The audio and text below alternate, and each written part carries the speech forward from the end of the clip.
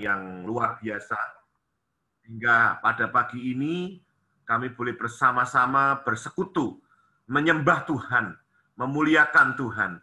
Biar setiap pujian yang kami naikkan boleh seperti dupa yang berbau harum naik di hadapan Tuhan Yesus, menyenangkan Engkau. Terima kasih untuk hari ini hamba-Mu berkesempatan melayani STTII Tuhan, Sekolah Tinggi Injili, Sekolah Teologi Injili Indonesia. Kami berdoa kiranya Engkau bekerja atas setiap kami, sehingga kami boleh menjadi pelaku-pelaku kebenaran firman-Mu. Bapa di surga, biar hati kami seperti tanah yang subur, sehingga ketika firman-Mu diberitakan, boleh tertanam, bertumbuh, dan berbuah lebat.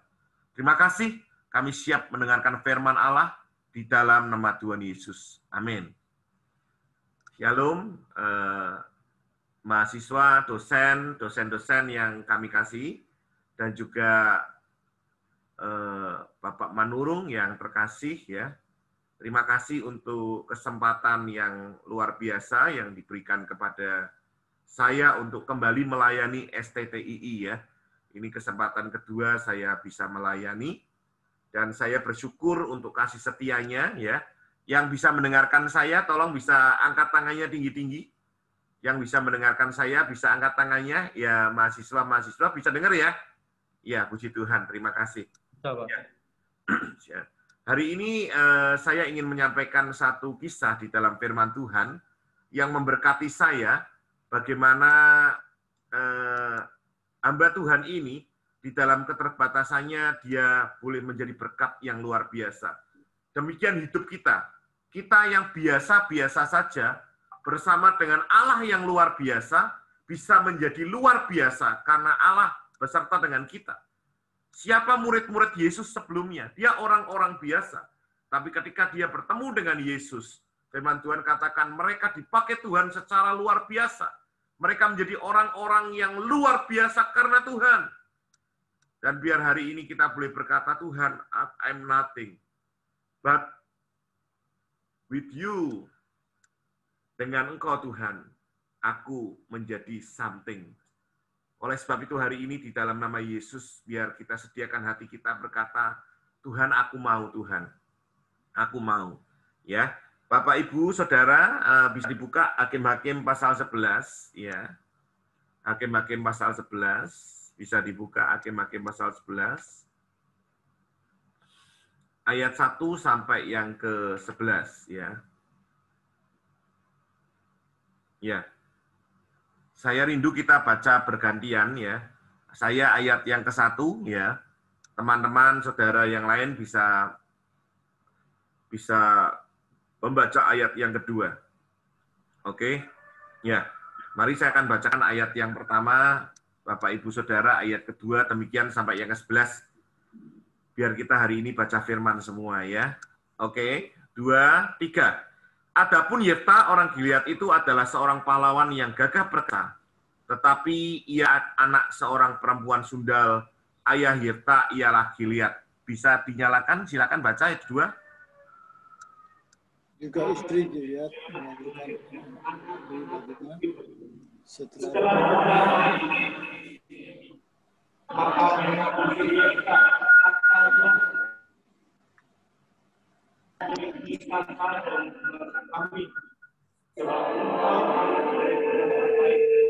Ya, maka larilah Yefta dari saudara-saudaranya itu dan diam di tanah Tob. Di sana berkumpullah kepadanya petualang-petualang yang pergi merampok bersama-sama dengan dia.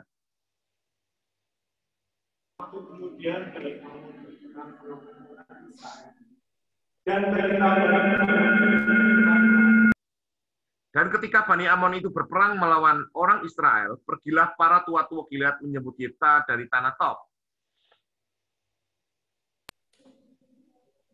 6.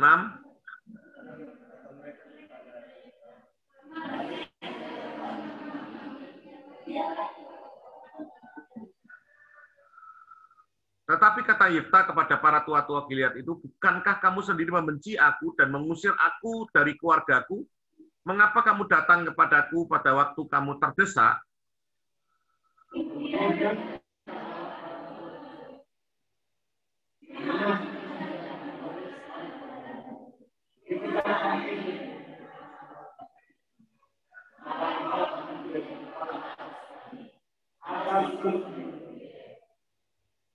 Kata Yifta kepada para tua-tua Gilead, jadi jika kamu membawa aku kembali untuk berperang melawan Bani Amon, dan Tuhan menyerahkan mereka kepadaku, maka akulah yang akan menjadi kepala atas kamu.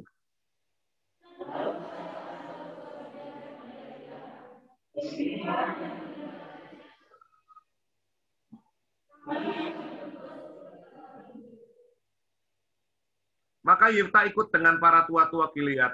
Lalu bangsa itu mengangkat diri. Dia menjadi kepala dan panglima mereka. Tetapi Yifta membawa seluruh perkaranya itu di hadapan Tuhan di Mizpah. Saudara-saudara yang kasih dalam Tuhan, peristiwa Yifta ini luar biasa. Ini terjadi 1050 sebelum Masehi. Jadi peristiwanya ini sebelum Saul berkuasa. Jadi hakim-hakim yang terakhir, yaitu salah satunya Yifta, sebelum ada Saul yang menjadi raja. Yifta termasuk hakim yang memerintah 6 tahun di Israel, Bapak Ibu Saudara. Dan kalau kita lihat, Yifta ini adalah artinya sebetulnya open, ya, open, terbuka, atau rahim terbuka, ya. Bagus, tetapi yang terjadi peristiwanya, kalau sudah lihat, Yifta orang Gilead, pahlawan gagah perkasa. Secara fisik dia pahlawan gagah perkasa, tetapi firman Tuhan mencatat ia adalah seorang anak perempuan sundal. Ayah Yifta ialah Gilead. Jadi Yifta itu seorang gagah perkasa. Sayang, firman Tuhan berkata, ia adalah anak perempuan sundal. Jadi Gilead itu punya istri, dan waktu itu dia mengambil seorang perempuan sundal, melahirkan seorang yang bernama Yifta ini. Jadi Yifta ini bisa dikatakan, maaf kata, anak haram, ya, anak haram, gitu ya. Kemudian firman Tuhan katakan setelah dewasa, ayat 2, istri Gilead, istri aslinya melahirkan anak laki-laki. Setelah besar, anak-anak istrinya Gilead yang asli mengusir Yifta dan berkata, engkau tidak mendapat pusaka dalam keluarga sebab engkau anak dari perempuan lain. Bapak, Ibu, Saudara, ini tentang harta. Jadi, saudara-saudara Yifta, ya, kakak adik tiri Yifta ini tidak suka Yifta ada di rumahnya. Kenapa? Karena beranggapan bahwa Yifta ini nanti akan mengambil harta pusakanya. Dan sekali lagi, yang terjadi, nanti kalau mengambil harta pusakanya, maka yang terjadi mereka tidak mendapat apa-apa. Jadi poinnya di harta. Wah, harta itu berbahaya, ya. Jadi karena harta, Yifta diusir. Waktu kecil tidak ada masalah. Tapi waktu semakin dewasa, firman Tuhan berkata, anak-anak lelaki. Berarti cukup banyak. Mungkin Yifta berpikir, wah saudara-saudaraku kalau aku berperang, belum tentu kalau aku menang, aku juga mengalahkan saudaraku sendiri. Kalau aku kalah, jadi pemikiran Yifta lebih baik aku pergi saja. Saudara yang terkasih dalam Tuhan, kondisi Yifta tertekan. Dia mengalami masa yang sangat berat dalam hidupnya. Masa kecil bersama-sama dengan mereka, tetapi akhirnya Yifta diusir dari hidup mereka. Firman Tuhan berkata, akhirnya Yifta diam bersama dengan petualang-petualang dan pergi merampok. Saudara, Yifta hidupnya mengalami masa yang tidak enak. Firman Tuhan berkata, coba dilihat di PowerPoint depan, Yifta adalah seorang ini, saudara, saya kalau pas mengajar seringkali meminta mahasiswa saya untuk presentasi. Dari tokoh-tokoh yang ada, kebetulan saya yang mengajar leadership, Christian leadership, dan pastoral counseling dan etika kepemimpinan, juga entrepreneur, ya. Yang terakhir ini karakter building. Saya minta mereka untuk presentasi. Dan salah satu mahasiswa saya, dia mempresentasikan tentang Yifta. Yang saya ingat, saya dulu pernah sekali mengkhotbahkan ini dan menjadi berkat. Nah, saudara, betulnya, ya. Yifta adalah anak dari Gilead. Ya, jadi dia anak dari Gilead, saudara. Sekali lagi, dia anak dari Gilead. Ya. Kemudian, saudara perlu tahu bahwa artinya adalah Allah membuka. Kamu usir semuanya itu tambah banyak lagi. Halo? Tolong ada suara masuk. Yang suara masuk bisa di-mute ya, unmute. Yifta Kalau menjadi orang setan diusir itu dia akan ngajak temennya yang bosnya yang lebih tinggi lagi, diusir lagi. Dan Kok Freddy sendiri pun kan juga ngomong, kalau emang nggak perlu, ngapain diusir, bener nggak sih? Halo, tolong bisa di-mute. Ada suara masuk, saudara? Iya. Mungkin suara dari Bapak ya. Tadi ada suara satu masuk. Oke, sudah di-unmute ya? Ya. Oke, saya lanjutkan. Saudara, kisah ini mungkin beberapa kita sering dengar, ya. Dalam keadaan tertekan, Yifta akhirnya dia berdiri. Dan kalau saudara lihat, firman Tuhan berkata, akhirnya, firman Tuhan berkata, coba saudara bisa lihat ayat yang keempat. Beberapa waktu kemudian Bani Amon berperang melawan orang Israel. Ketika Bani Amon itu berperang melawan orang Israel, pergilah orang tua Gilead menyebut Yifta. Tua-tua Gilead menyebut Yifta. Mungkin waktu itu mereka terdesak dan tahu bahwa Yifta ini orang yang gagah perkasa. Ayat yang pertama tadi. Jadi kalau baca Alkitab, tolong jangan dipisah-pisah ya. Mesti ada kontekstualnya dari ayat-ayat yang sebelumnya dan berikutnya. Dan firman Tuhan berkata waktu itu Yifta dijemput untuk menjadi pemimpin mereka. Yifta bilang, kalau kamu jemput aku mau jadi pemimpin. Saudara, perhatikan. Ketika Yifta dalam tekanan, Yifta selalu membawa perkaranya kepada Tuhan. Firman Tuhan berkata, Yifta membawa perkaranya kepada Tuhan. Dan selalu ayat ini muncul dari ayat 1 sampai 11. Ketika dia ada masalah, ketika dia harus mengambil keputusan penting, dia membawa perkaranya pada Tuhan. Saudara, hidup Yifta nggak enak. Saya mengalami hidup mungkin tidak seperti Yifta. Saudara mungkin mengalami hidup yang tidak seperti Yifta. Mama saya, mama saudara, ibu saudara bukan seorang pelacur. Yifta, ibunya seorang pelacur. Nggak enak hidupnya.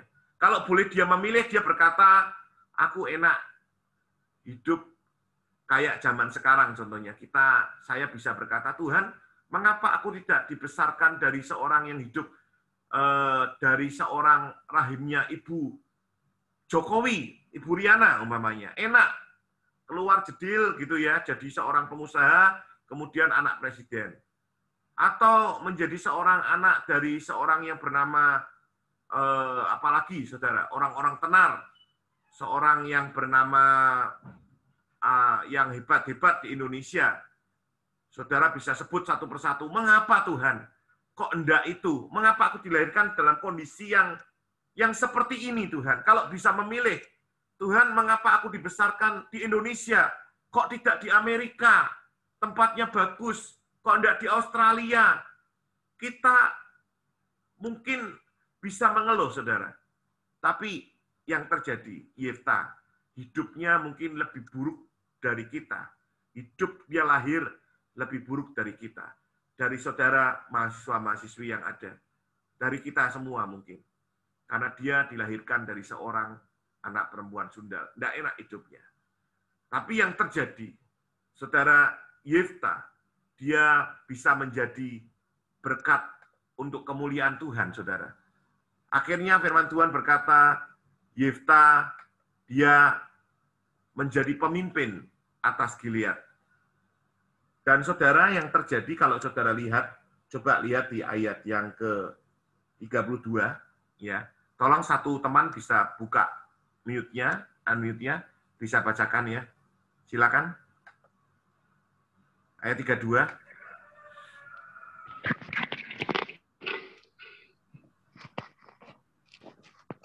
Mari silakan.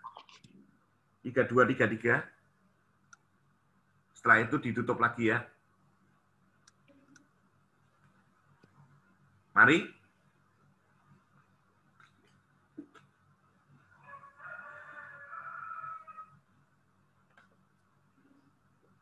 Kemudian dia orang Bani Amon. Dan Tuhan menyerahkan mereka ke dalam tangannya. Ia menyebutkan orang-orang yang amat besar di antara mereka.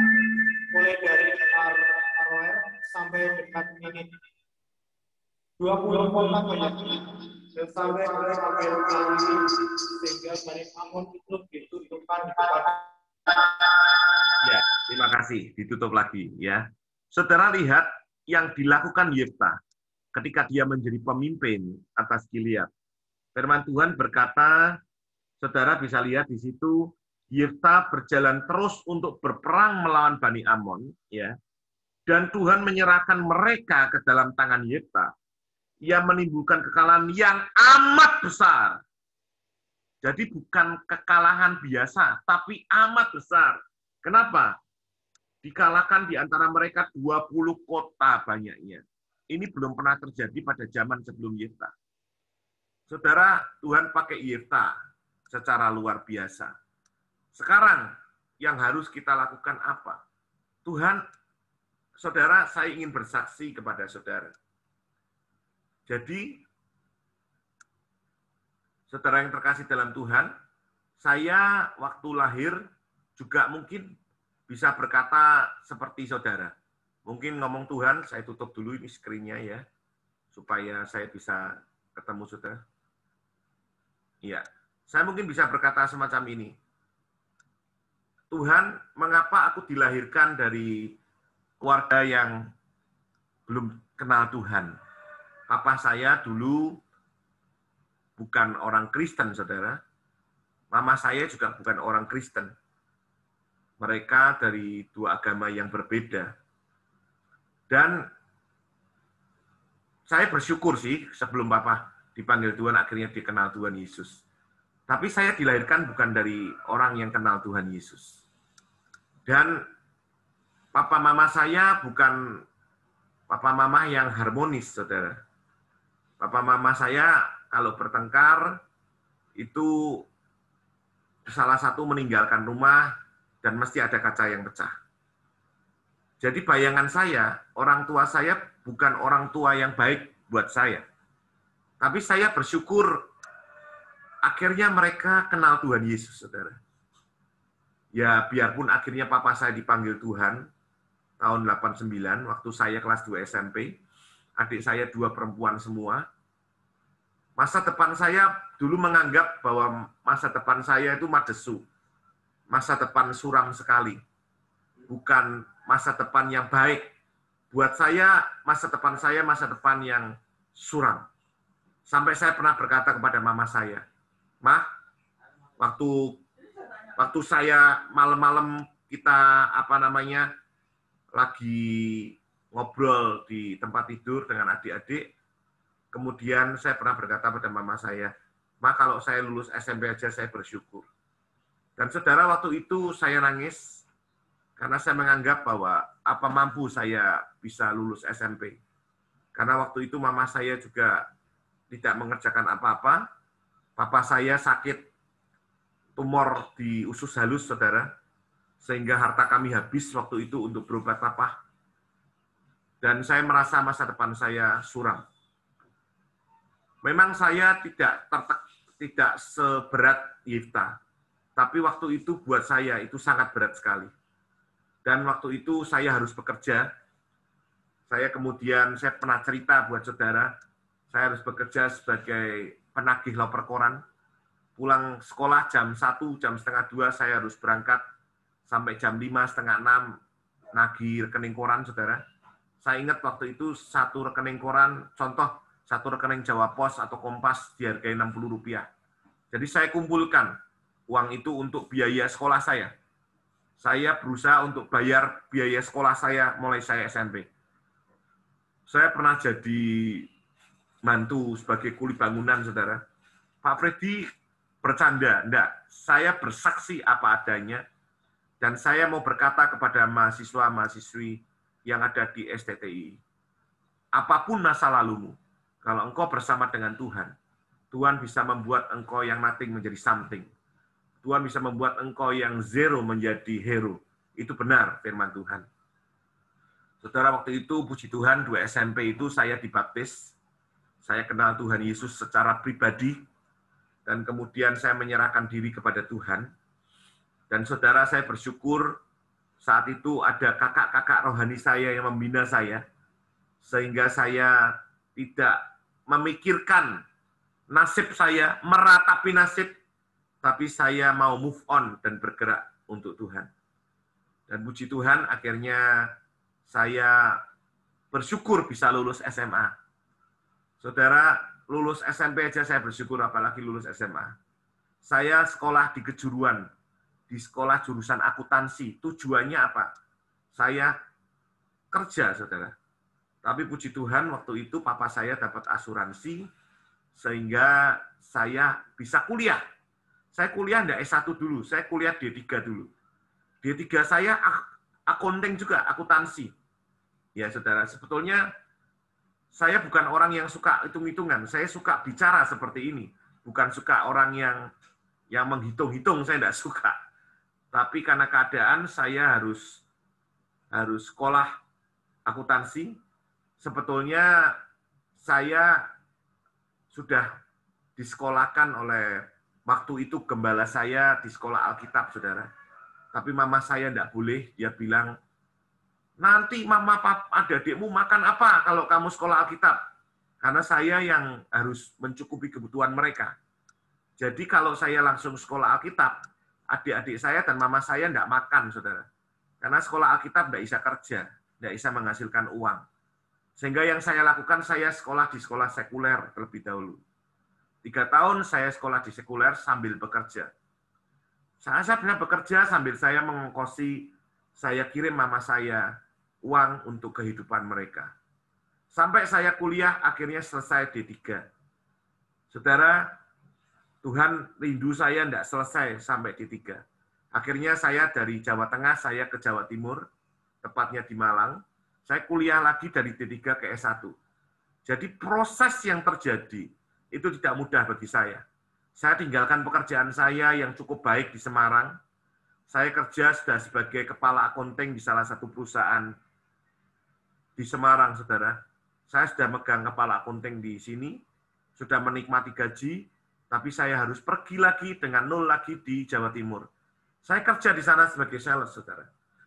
Dan saya selesaikan di sana kuliah saya. Saya bersyukur di sana ketemu dengan banyak teman-teman. Di Malang banyak sekolah Alkitab, saudara. Ada Saat, ada Sati, banyak sekali. Saya ketemu dengan teman-teman di sana, mahasiswa-mahasiswa yang punya visi yang sama. Dan saudara, sekali lagi, saya harus mencukupi kebutuhan keluarga. Saya pulang dari sana, saya harus bekerja. Saya lulus tahun 97, kuliah saya S1 saya, 98 saya di wisuda. Saudara, saya kemudian Tuhan tolong, Tuhan pimpin. Saudara kalau diceritain kayak novel, saudara. Nanti kapan-kapan saya ceritain dikit-dikit. Singkat cerita, akhirnya saya bekerja, puji Tuhan, saya menjadi pengusaha, saudara. Saya diberkati Tuhan. Kemudian setelah itu, tahun 2011, baru saya kuliah lagi S2 Teologi. Karena saya berpikir, sudah adik-adik saya, mama saya sudah bisa saya cukupi, saya cukup uang untuk membiayai mereka. Kemudian saya kuliah lagi dengan hasil usaha saya tentunya. Saya kuliah waktu itu Paul Carem, ya Brian Bailey, kalau saudara tahu, ada yang namanya Zion Christian University dari Colorado, bekerja sama dengan Alpha Omega Semarang mengadakan sekolah. Mereka datang dari Amerika khusus ke Indonesia untuk ngajar-ngajar kami. Saya generasi pertama di Zion Christian University yang ada di Semarang. Dari 13-14 peserta, 4 orang lulus kuliah termasuk saya. 2013 saya lulus kuliah. Terus, saudara, sampai akhirnya saya lanjutkan S2 pendidikan saya. Jadi saya ambil S2, saudara, teologi dan pendidikan. Akhirnya 2019 saya selesai S3 teologi kepemimpinan Kristen. Teologia saya ambil teologia saya karena disertasi saya kepemimpinan, jadi ambilnya kepemimpinan Kristen. Saya sharing ini buat saudara. bahwa saya tidak punya masa depan. Sepertinya tidak punya masa depan sebelumnya. Sampai sekarang saya bisa menjadi seorang dosen, hamba Tuhan, juga seorang pengusaha karena Tuhan. Jadi kalau saudara hari ini merasa I'm nothing, Tuhan, aku tidak ngerti masa depanku. Hari ini saya bisa berkata buat saudara, engkau bisa menjadi mahasiswa-mahasiswa yang luar biasa. Saya selalu berkata kepada mahasiswa-mahasiswi saya, dimanapun mereka berada yang saya ajar, kalian harus menjadi hamba-hamba Tuhan yang extraordinary. Menjadi hamba Tuhan yang luar biasa. Maaf, banyak hamba Tuhan yang biasa-biasa saja. Pak, jadi hamba Tuhan setia, harus saudara. Tapi engkau bukan hanya menjadi hamba Tuhan yang setia, tapi hamba Tuhan yang dipakai Tuhan untuk kemuliaan Tuhan. Seperti Yefta mengalahkan 20 musuh. 20 kota, saudara. Seperti Paulus dalam masa pertobatannya, dia dari Saulus yang artinya besar dari dirinya, tapi menjadi kecil. Paulus artinya kecil. Tuhan yang bertambah-tambah. Akhirnya dipakai Tuhan menjadi berkat, saudara. Luar biasa. Kalau saudara pernah ke Holy Land, saya berkesempatan, kebetulan saya pembina Abuna di salah satu travel, saudara. Sudah 4 kali saya berangkat ke sana. Kelima kemarin, Maret kemarin harusnya berangkat, tapi kena lockdown sampai sekarang. Kalau saya melihat di sana bagaimana Tuhan bekerja, bagaimana Paulus, bagaimana Yesus, saudara, kita harus belajar untuk punya daya juang yang kuat dan berkata, Tuhan, aku mau engkau yang memakai aku untuk kemuliaan. Jadi sekali lagi, saudara, kita harus hari ini berdoa minta Tuhan yang bekerja dalam hidup kita. Untuk siapa, saudara? Untuk kemuliaan Tuhan. Saya ingin sedikit, saudara, untuk kita semua bisa melihat apa sih yang menjadi kekurangan dan kelebihan Yefta, sehingga Yefta dipakai untuk kemuliaan Tuhan. Saya akan sedikitkan buat saudara. Saya tidak akan panjang lebar, tapi saya ingin aplikatif kehidupan yang saya bagikan buat saudara. Jadi saya buka dulu, agak lambat sebentar, saudara ya. Agak lambat, ini sudah saya buka sebetulnya. Ya, di depan saudara sudah ada. Ya. Ini sebenarnya saya sudah bilang sama mahasiswa saya, ini bukan kekurangan yang nomor 1, ini adalah kelebihan. Ya, Yefta membawa seluruh perkaranya kepada Tuhan. Ini tulisannya, saya selalu minta mereka untuk melihat bagaimana kekurangan dan kelebihan hamba-hamba Tuhan, baik tokoh-tokoh Alkitab maupun tokoh-tokoh yang sekarang ada, supaya mereka belajar dari kekurangannya. Saudara, Robert Liardon sebelum dia jatuh dalam dosa, kalau saudara baca bukunya, saya sangat suka buku-buku Robert Liardon, saudara. Dia umur 8 tahun diangkat ke surga. Dan dia, firman Tuhan berkata, pelajari pahlawan-pahlawanku, supaya engkau menjadi pahlawan-pahlawanku. Dan dia belajar. Saudara, Yefta, ini kelebihan ya, saudara ya. Yang pertama ini bukan kekurangan. Saya bilang salah kalau kekurangan, ini kelebihan. Membawa perkaranya pada Tuhan itu artinya dia berserah. Tuhan, I'm nothing, aku tidak berdaya tanpa engkau ya. Kekurangannya yang pertama, Yefta terbiasa hidup di lingkungan yang perlu bayar harga dengan berdarah-darah untuk mendapat sesuatu. Ya bayangkan, saudara, karena dia harus merampok untuk hidupnya. Dia terbiasa hidup di dalam keadaan yang sangat tertekan dan melakukan hal yang buruk, saudara. Ya, tapi Yefta berhasil menang melawan hidupnya. Yefta mulai sombong dan merasa kemenangan atas Bani Amon semua karena diri sendiri, sehingga mengakibatkan perang, saudara. Jadi ada kelemahan-kelemahan yang harus kita lihat, jangan kita lakukan. Kesombongan, kemudian komunitas yang jelek harus ditinggalkan. Karena saudara punya komunitas yang jelek, saudara ada di sekolah Alkitab, tapi saudara punya kebiasaan pornografi, saudara punya kebiasaan bergaul dengan orang-orang yang jahat, tinggalkan itu. Yefta harus tinggalkan itu, saudara. Kesombongan harus tinggalkan itu. Yefta meninggalkan Gilead artinya dia lari dari masalah. Ini yang kekurangan Gilead. Yefta bergaul dengan golongan-golongan perampok, saudara. Ini yang menjadi kekurangan Yefta. Tapi kelebihan Yefta, yaitu Yefta membawa seluruh perkaranya pada Tuhan. Masalah-masalah saudara bawa pada Tuhan. Ingat kelebihan Yefta, ketika biarpun dia anak seorang perempuan sundal, dia menjadi seorang pahlawan yang gagah perkasa. Apapun yang Yefta lakukan, firman Tuhan katakan berhasil. Yefta seorang preman di latar belakangnya, dari keluarga yang tidak baik, tetapi dia menjadi hakim dan pemimpin Israel. Latar belakang apapun, saudara, dulunya engkau preman, premin, dan premon, umpamanya, saudara. Tapi engkau bisa dipakai Tuhan menjadi pemimpin untuk kemuliaan Tuhan di bangsa Indonesia ini. Kalau saudara mau, Tuhan, aku mau rindu menjadi pemimpin. Yefta tidak dendam kepada saudaranya. Yefta seorang yang mengampuni saudaranya. Meskipun dia diusir karena materi, saudara. Dan dia menjadi orang yang terbuang. Yefta selalu fokus pada tugasnya, bukan pada masa lalunya, saudara. Dia fokus kepada usaha, kepada tugasnya, bukan masa lalunya. Dia tahu dia harus kalahkan Bani Amon. Dia fokus kepada itu, bukan dia mikir, yang saudara-saudaraku yang usir aku, hukum dulu dia. Enggak. Dia enggak fokus pada masa lalunya. Aduh, aku dulu seorang preman. Aduh, dulu aku seorang anak perempuan Sunda. Enggak. Aku melupakan yang di belakangku, kata Paulus, Filipi 3:13, dan mengarahkan diri kepada apa yang di depanku, dengan berlari-lari untuk memperoleh mahkota. Ini yang firman Tuhan katakan. Yefta selalu memiliki pengharapan di dalam Tuhan Yesus. Ketika bertemu dengan para tua-tua, Yefta berdialog dalam kasih dan tidak mengungkit-ungkit kesalahan mereka. Saudara yang terkasih, kalau kita lihat seperti ini, kita harus belajar. Yefta akhirnya dia menang dan dia mengalahkan bangsa Amon, saudara. Oleh sebab itu saya berharap, saudara, apapun masa lalumu, mungkin kau orang preman dulu, ya toh. Mas, sekali lagi masa lalumu, mungkin kau seperti Yefta, yang orang tuamu pelacur. Yefta pernah mengalami itu. Maaf, kalau kita lebih baik dari Yefta, bersyukurlah, saudara. Tapi hari ini saya rindu. Seperti saya juga mengalami masa yang berat.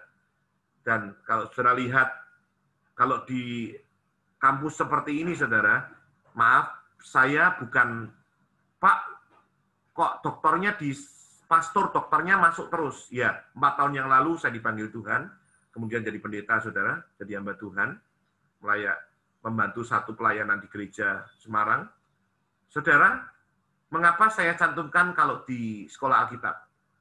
Karena saya rindu teman-teman saya yang tidak punya apa-apa pun, karena Tuhan bisa menjadi seorang dokter. Saudara juga bisa. Kalau saya pelayanan, Pak Hengki tahu kalau saya pelayanan di keluarga, saya tidak pernah cantumkan pendeta atau dokter saya. Tidak pernah, saudara. Tidak pernah. Kenapa? Karena saya melayani keluarga-keluarga. Tidak perlu ada tulisan pastor atau dokter. Tapi di lingkungan saudara, di lingkungan akademisi, di lingkungan pendeta-pendeta, selalu saya cantumkan. Tujuannya cuma satu, bahwa saudara bisa. Sekali lagi, kita yang nothing, karena Tuhan, kita bisa. Amin. Saya juga rindu di dalam nama Yesus, saudara-saudara ini, ya, yang hadir saat ini, mahasiswa-mahasiswi, ya. Halo, engkau dengar saya? Bisa lambaikan tanganmu sekali lagi. Ya, Mas, bisa lambaikan tangan? Bisa lambaikan tangan? Ya, lambaikan tangan yang tinggi, yang tinggi. Ya. Apapun masa lalumu, ya.